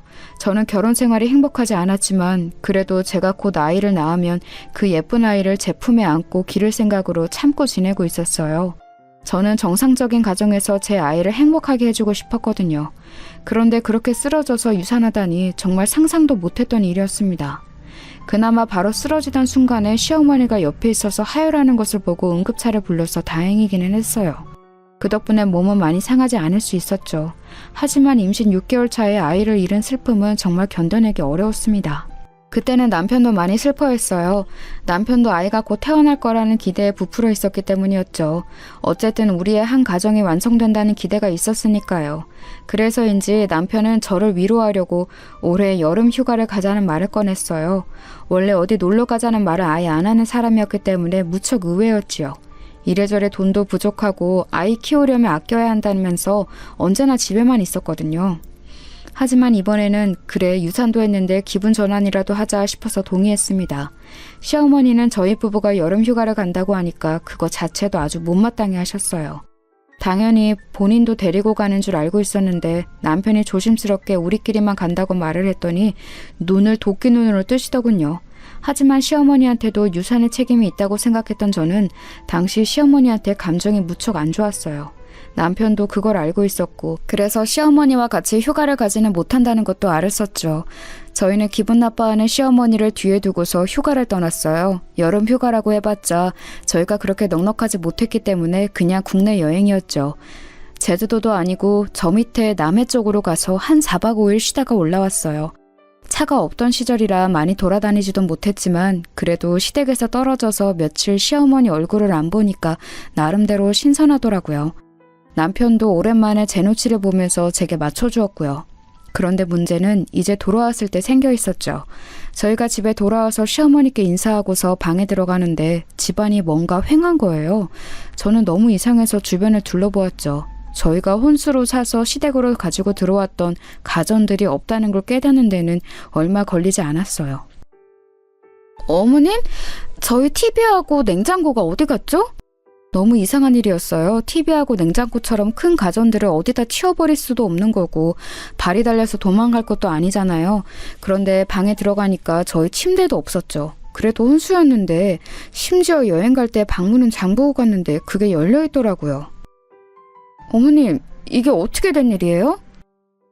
너희 시누이 집에 가져다 놨다. 네? 그게 무슨 말씀이세요?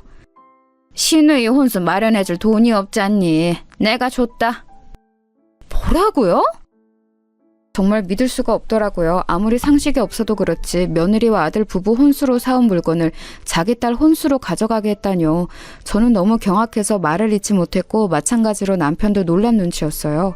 하지만 시어머니는 뭐가 잘못되었냐는 듯 아주 태어난 얼굴이었죠. 왜? 뭐가 잘못되었니? 너 어차피 TV도 잘 안 보고 냉장고도 내 냉장고로 쓰면 되잖아. 시누이한테 그 정도도 못 줘? 그렇게 속 좁은 애였니? 시어머니는 제가 얼굴이 시뻘개지자 도리어 제가 속이 좁다면서 타박하기 시작했어요. 그게 무슨 말씀이세요, 어머님? 엄연히 저희 물건인데. 그리고 그게 어떻게 마련한 건지 알기나 하시는 거예요? 뭘 알아? 돈 벌어 샀겠지 뭘 어떻게 마련하니? 넌 항상 그게 문제야. 네 사정이 남들한테도 똑같이 중요할 거라고 생각하는 거. 어머님, 그거 저희 친정아버지가 공을 주어 모은 돈으로 마련해 주신 거라고요. 정말 피를 토할 것 같더군요. 저 결혼하기 전 친정아버지는 몇 년 동안 고물을 주어서 번 돈을 아끼고 아껴서 모은 것으로 제 혼수를 마련해 주셨어요. 물론 돈이 얼마 되지 않아서 좋은 것을 해주실 수는 없었죠. 하지만 제게는 그 무엇보다 소중했던 혼수였습니다. 그래서 시댁으로 들어올 때도 사이즈도 맞지 않는 그 물건들을 다 들고 들어온 거였고요. 허, 그게 자랑이냐? 너희 친정아버지가 고물 줍는 게 자랑이야? 어디 시애미한테 소리를 지르고 대들어? 제가 소리를 지르면서 화를 내자 시어머니가 도리어 목에 핏대를 세우면서 맞대고 소리를 질렀습니다. 상황이 잘못되어 가는 거를 깨달았는지 남편이 급히 시어머니를 말리려고 했지만 이제 말릴 수 있는 상황이 아니었죠. 시어머니가 저렇게 나오면서 저희 친정아버지를 모욕하는데 제가 그냥 참고 있을 수는 없었어요. 제가 남편하고 결혼하면서 며느리가 된 거지 마음대로 모욕당하는 노예가 된 건 아니었으니까요. 야, 네 딸 정신병자 되어서 돈 한 푼 빈털털이라고 결혼하는 건 자랑이냐? 뭐라고? 나 더 이상 이 결혼 유지 안 해. 이혼해. 그리고 당신은 남의 물건 훔친 죄로 감옥이나 가. 저는 그 자리에서 바로 경찰에 전화를 했습니다. 정말 화가 나서 견딜 수가 없더군요. 남편이 저를 말리려고 했지만 저는 남편 손도 쳐버렸습니다. 제가 남편 손을 쳐내는 걸 본 시어머니가 저한테 달려들어서 제 머리채를 잡더라고요. 그래서 저도 옳다구나 하고 시어머니 뺨을 쳐버렸습니다. 제대로 후려갈겼더니 시어머니가 저 멀리 휘청거리면서 멀어졌고 남편이 또 눈이 돌아서 미쳤냐며 제 몸을 밀어젖히더군요. 남자가 미는 건 또 다르잖아요. 저는 거의 뒤로 휘청거리면서 밀려나는데 남편이 다시 한번 제 옷을 쥐고서 막 멱살을 잡고 흔들어댔습니다. 자기 어머니를 때렸다고 붕괴하면서요.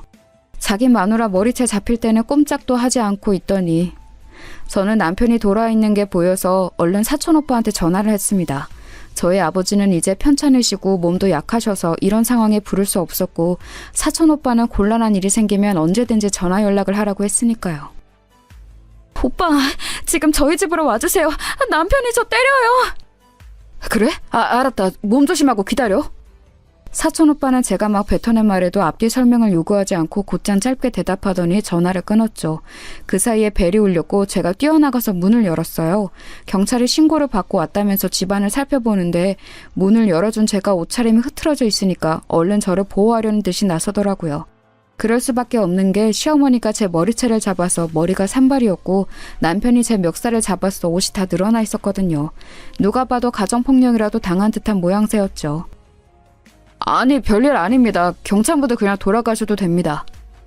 아니요, 저희가 신고받고 왔으니 그냥 갈 수는 없습니다.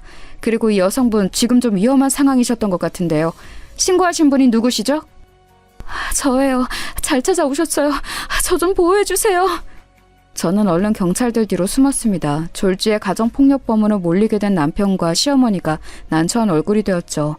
아니, 가정폭력범으로 몰리는 게 아니라 그냥 그거였어요. 둘이서 저 하나를 상대로 머리채를 잡고 멱살을 잡았으니까요. 시어머니는 일이 이렇게 진행될 줄은 몰랐는지 얼굴이 시뻘개져서 상황을 횡성수설 설명했어요. 하지만 경찰들은 그리 귀담아 듣지 않았고 남편은 그걸 눈치채고서 얼른 시어머니를 맡고서 자기가 대신 설명을 했죠. 경찰들은 그걸 듣고서 저한테 상황을 물었어요. 누가 봐도 제가 피해자니까 그건 당연한 일이기는 했습니다. 저는 시어머니가 저희 혼수에 손대고 전부 시누이 집에 가져다 옮긴 것부터 제가 화를 내자 생긴 일까지 모두 설명했습니다. 방은 잠가두고 나가는데 그걸 억지로 열어서 침대까지 빼갔다는 사실을 말하자 경찰들 모두가 심각한 표정으로 시어머니를 돌아봤어요. 이건 절도죄로 법적 처벌을 받을 수 있는 일입니다. 왜 그러신 거죠? 절도라뇨. 저는 그냥 제 집에 있는 물건을 딸에게 주었던 것뿐인데요. 아주머님 댁에 있더라도 소유주는 다른 물건이죠. 게다가 방문을 잠가두었는데 그거까지 억지로 열고 들어가셨다면서요. 내 집인데 왜 못 들어가고 내 집에 있는 물건인데 왜 내가 마음대로 처분하지 못하죠? 내 거실에 내 부엌에 있던 걸 딸에게 줬을 뿐이에요. 내 집 안에서 일어난 일인데 경찰이 무슨 권한으로 들어오는 거예요? 그러니까 그 말씀은 지금 여기 며느리분의 말씀이 다 사실이라는 거군요. 경찰은 한심만 나는 듯이 혀를 찼습니다. 그중 나이 먹은 경찰은 고개를 저으면서 시어머니한테 충고했어요. 빨리 며느리한테 사과하세요. 법적 처벌까지 가지 않게요. 하지만요. 아니요, 저 사과 안 받을래요. 그냥 법적으로 처리해주세요. 절도하고 폭행죄로요. 제가 딱 잘라 말하자 경찰도 꽤 난처한 표정이 되었습니다. 집안 싸움에 자기네가 끼면 곤란하다는 투였죠. 남편이 그 기류를 읽었는지 재빨리 경찰한테 말했어요. 예, 이거 집안일입니다. 시끄럽게 해서 죄송합니다. 제가 어떻게든 이 두 사람 화해시킬 테니까 경찰분들은 그냥 가셔도 괜찮습니다. 죄송해요, 정말. 이거 참 어떻게 해야 하나. 제가 피해자인데 제 말대로 해주셔야죠. 저는 기가 막혀서 빽 소리를 질렀지만 경찰들은 귀담아 듣는 것 같지 않았어요. 이 자리에서 남자는 남편 하나라서인지 남편 말만 듣는 것 같았죠. 게다가 골치 아픈 집안 싸움에서는 빠지고 싶어하는 눈치가 역력했어요. 그런데 그때 열려있는 현관문으로 다른 사람이 들어왔어요. 훤칠한 그 사람을 보고 저는 너무 기뻤죠. 바로 큰사촌 오빠였거든요. 제 편을 들어줄 사람이 왔다는 사실에 얼마나 든든했는지 몰라요. 사촌 오빠는 경찰들과 남편, 시어머니를 보고서 제 흐트러진 차림새를 보더니 곧장 얼굴이 험악해졌습니다. 사촌 오빠는 다가와서 경찰들한테 명함을 주고서 자기소개를 했어요. 예, 사촌 오빠입니다. 무슨 일이 벌어졌다고 도움청에서 급하게 왔는데 어떻게 된 상황이죠? 법무사라고 적힌 명함을 받아든 경찰들은 좀 당혹스러워하더라고요. 당연히 변호사까지는 아니어도 법률 관련 일을 오래 한 티가 나는 사촌 오빠가 나타났으니 자기들이 일 처리를 미흡하게 하면 상당히 난처해질 것은 분명했죠. 남편도 사촌 오빠를 잘 알고 있었으니 당연히 당황했고요. 이직 전 원래 일하던 사무실에서 상사였으니까요. 일이 잘못되어 가는 것을 깨닫고서 시어머니도 당황해서 저희 얼굴만 번갈아서 봤어요. 저는 사촌 오빠한테 간단하게 지금 상황을 설명했습니다. 그 이야기를 들으면서 사촌 오빠의 얼굴이 점점 더 험악해져 갔고 심지어 저희 아버지가 고물을 모아 사주신 혼수를 신우이한테 멋대로 주었다는 이야기에 정말 화가 많이 난 얼굴이 되었는데요. 남편은 급하게 이런저런 변명을 늘어놨습니다. 그게 시어머니가 그러려던 건 아니실 거다. 정말 신우이한테 혼수 사줄 돈이 없었다. 저희 사정 아시지 않느냐. 참 말이 많았죠. 하지만 사촌 오빠는 그런 남편을 거들떠도 보지 않고 경찰들한테 집중했어요. 법대로 처리해 주실 거죠? 다른 건 바라지 않습니다. 아, 물론이죠. 물론입니다. 참고인 조사에서 절도죄하고 폭행죄 검토하겠습니다. 감사합니다. 남편과 시어머니가 기겁해서 경찰들한테 달라붙었지만 뭐 어차피 벌어진 일인데 어쩌겠어요. 저도 절대 선처를 바를 생각이 없었고요. 사촌 오빠는 저를 데리고서 곧장 시댁을 나와서 친정집에 데려다 주었어요. 아니, 너 어쩐 일이냐? 아버지가 놀라서 저를 보셨고 저는 아버지를 보자마자 눈물이 나서 견딜 수가 없더라고요. 얼른 뛰어가서 아버지한테 안겼고 뒤이어온 사촌 오빠가 사정을 설명해 주었습니다. 애초에 제가 유산했던 것을 알았을 때부터 아버지는 화가 많이 나셨었는데 이런 일이 생기고 나니 이제 아예 갈라서라고 펄펄 뛰시더라고요. 그로부터 며칠 뒤 남편이 초췌해진 얼굴로 찾아왔습니다. 경찰 조사를 받아야 한다는 사실 때문인지 얼굴이 아주 피폐해졌더라고요. 친정집 앞으로 찾아온 남편은 저한테 결국 고개를 숙였습니다. 여보, 미안해. 어머니도 미안하다고 전해달라고 하셨어. 어떻게 안 될까? 이건 절도죄라서 내가 뭘 어떻게 해줄 수가 없어. 그리고 내가 왜? 뭘 어떻게 할까? 바라는 건 다 해줄게. 남편의 기가 죽은 얼굴로 말했습니다. 저는 그 얼굴을 바라보다가 대답했죠. 합의는 해줄게. 그럼 판결 시에 참작되겠지. 대신 이혼하고 돈으로 보상해. 이혼? 꼭 그렇게까지 해야겠어? 그럼 내가 이 상황에 당신하고 계속 같이 살고 싶을 것 같아? 제가 그렇게 쏘아붙이자 남편은 결국 고개를 숙였습니다. 저희 친정집 창문으로 아버지가 험상궂은 얼굴로 내다보고 계셨고 이제 더 이상 저를 설득할 수 없다고 느꼈던 것 같아요. 그때 이혼을 결정하고 결국 합의혼을 한 뒤에 시어머니가 가져간 혼수를 돈으로 보상까지 받고 절도와 폭행권에 대해서도 바라는 대로 합의하고 선처해달라고 했습니다. 결국 그렇게 해서 그 징그러운 집안하고 헤어지게 되었어요. 개인적으로는 아주 깔끔하게 잘 헤어졌다고 생각합니다. 저는 그래서 지금 친정집에서 살면서 다시 사무실에 나가고 있어요. 사촌 오빠가 잘했다면서 사무실에 다시 나오라고 자리를 마련해줬거든요. 요즘 세상에는 결혼 안 하고 사는 것도 괜찮겠다 싶어서 현재 생활에 만족하고 있어요. 여러분도 만약 남편이나 시댁이 선을 넘는다면 참지 말고 떨쳐내고 나오시는 걸 생각해 보세요. 다른 인생이 기다리고 있을지도 모르니까요.